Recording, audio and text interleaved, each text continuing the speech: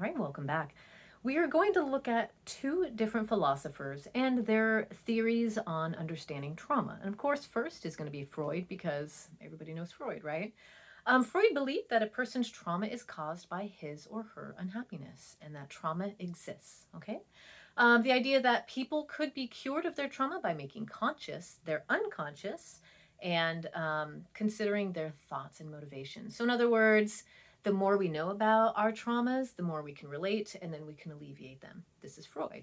While Alfred Adler, talks about how he's Adler, in denial of Freud's trauma argument, stated that no experience in itself is a cause of our success or failure. So I'm going to repeat that.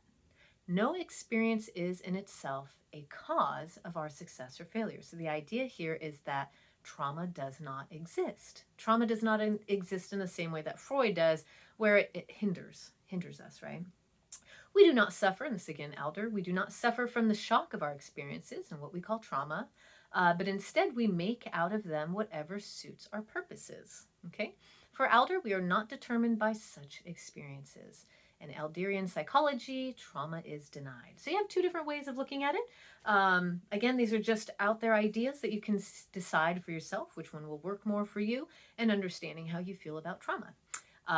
There could be small traumas and there can be large traumas, and all traumas at some point do have effect on us. Forgive me if that word alone creates any kind of physical reaction. That's not my intent, but we're just looking at it from what we understand traumas to be, which are experiences that shock our system to create some kind of reaction, right? So small traumas and big traumas, they all have some effect on us. So for me, I would say one of my small traumas, which has created a huge impact on my everyday living, is a time where I threw up.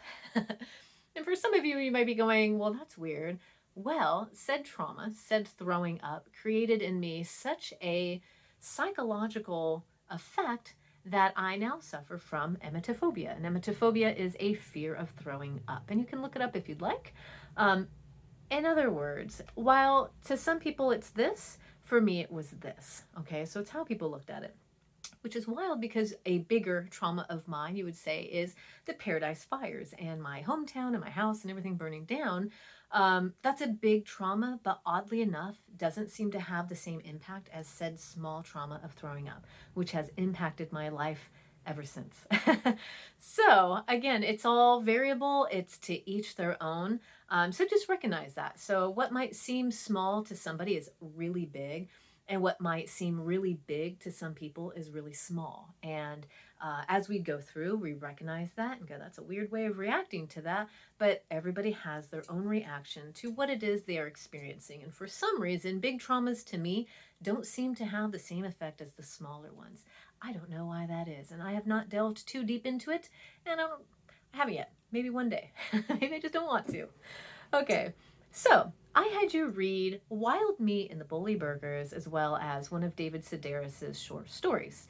And you're going to notice that each one, living a daily life, had certain traumas that have created, I guess, who they are. It's created their identity, right? So again, my identity as an emetophobic affects every single thing I do every day. How I wash my hands, how I open doors, how I inspect every piece of food, why I don't go to McDonald's anymore because I got food poisoning once, and chicken and so forth, right? I don't eat chicken because I got food poisoning from that. It was the worst. Anyway, so how do people react to these, right? How do people handle them? And that's kind of what we're going to be looking at here. So when we talk about Lovey, her trauma was being bullied by her teacher, Mr. Harvey, and other students, obviously. The labels that were put on her, we'll talk about that in another class when we talk about labels, fueled her feelings of inadequacy. So if we're going to look back up to, Maslow's hierarchy of needs, what need does Lovey feel she didn't get? What do you feel she didn't get? And I mean, there's a few on here you might be able to say. Maybe love and belonging. Maybe being teased made her feel like an outcast. Maybe her safety needs. I don't know. You get to tell me in the discussion. Okay, so we're going to go back to Maslow's hierarchy of needs and apply it to these particular traumas. So Same thing with David Sedaris in his book, Me Talk Pretty One Day. In one particular short story, it talks about how he had to go in for speech therapy, as it were, because he had a lisp. And of course, the fear was the lisp meant you were homosexual and they did not want that. And for some reason, they felt that changing his way of speech would change that. I'm not sure how it goes. Y'all can correct me on the discussion if you'd like. Anyway, so his trauma was being seen as different because he had a lisp. Okay. So again, being different, look at the safety needs. What was not met for David, right? What hierarchy of need was not met for David? All right, now Lovey in rags. All right, she has her period, and you'll notice in the writing was written in a traumatic way, right? It was like the way it was spoken. I love the way the author does that. It's Lois Yamanaka. If you want to get that book, it's fantastic.